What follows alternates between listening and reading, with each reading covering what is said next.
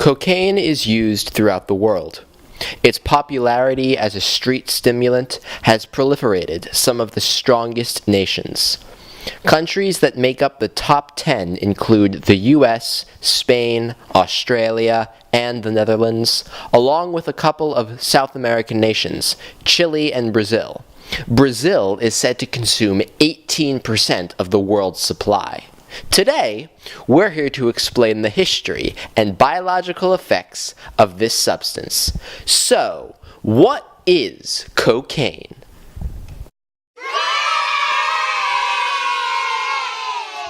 From 1438 to 1532, the Inca Empire controlled the upper western coast of South America. The tribes were known to chew cocoa leaves in order to get their hearts racing and to speed their breathing to counter the effects of living in the thin mountain air.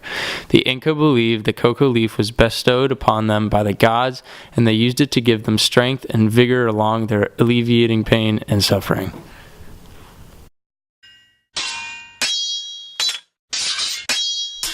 There exists two primary types of cocaine, crack cocaine and cocaine.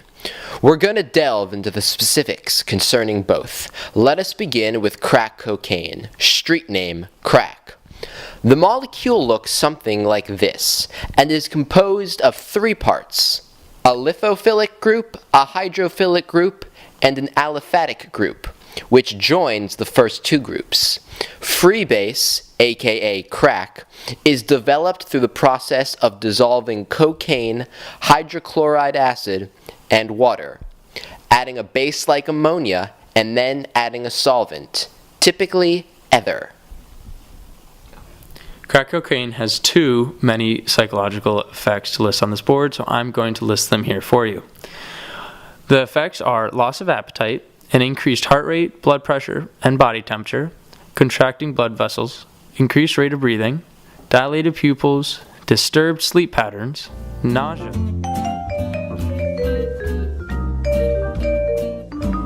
Excitability, irritability, as well as tactile hallucination that creates the illusion of bugs burrowing under the skin. Also, it causes an intense euphoria, anxiety and paranoia, depression, intense drug craving, panic, psychosis, and lastly, convulsions, seizures, and sudden death from high doses, otherwise known as an overdose. Those are only the short-term effects. Who would want to take this substance knowing any of those could happen to you?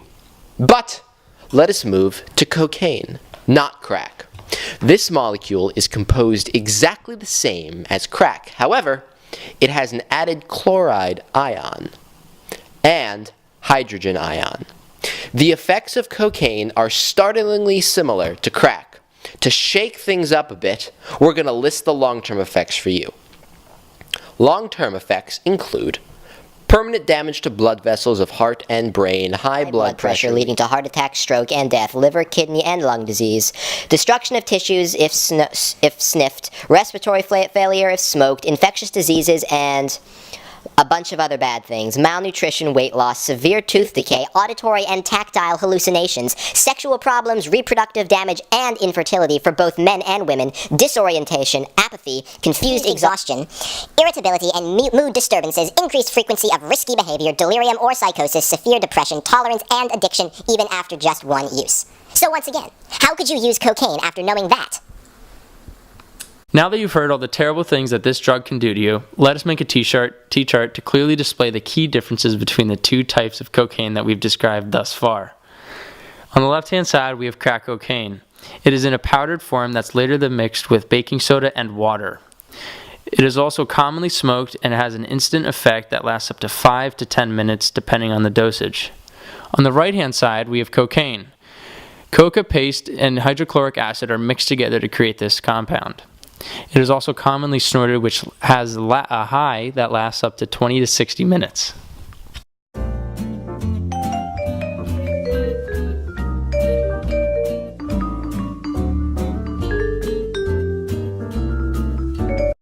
Both types of substances affect the mesolimbic dopamine reward system, located here. In a normal situation, a neuron will release dopamine, the ligand, in the synapse. These dopamine molecules will then attach to a receptor molecule on another neuron in a process known as reuptake. However, when a person takes cocaine, the drug's molecules bind to the receptor molecules, acting as an inhibitor, thus blocking the reuptake of dopamine. The synapse then has an oversupply of dopamine molecules, which leads to the euphoria associated with the drug. This rewards pathway is situated next to a pathway related to stress signals. This often leads to the user feeling strong sensations of stress when their body craves the drug. This can lead to stress-related disorders, overall causing some of the long-term effects listed previously. Many times, an easy sign of cocaine addiction not being tamed is restlessness, paranoia, and itching. In 2014, roughly 1.5 million Americans aged 12 or older had used cocaine in the past month. Adults 18 to 25 were surveyed, and the results stated that about 1.4% of young adults said they had used cocaine in the past month. Among young people, 15 to 30 years of age, about 7.5 million have used cocaine at least once in their life, 3.5 million in the last year, and 1.5 million in the past month. In the UK alone, it is estimated there is an annual prevalence of 2.4%, and as of 2017, 432 people have died to cocaine abuse. This is the highest ever recorded in the country.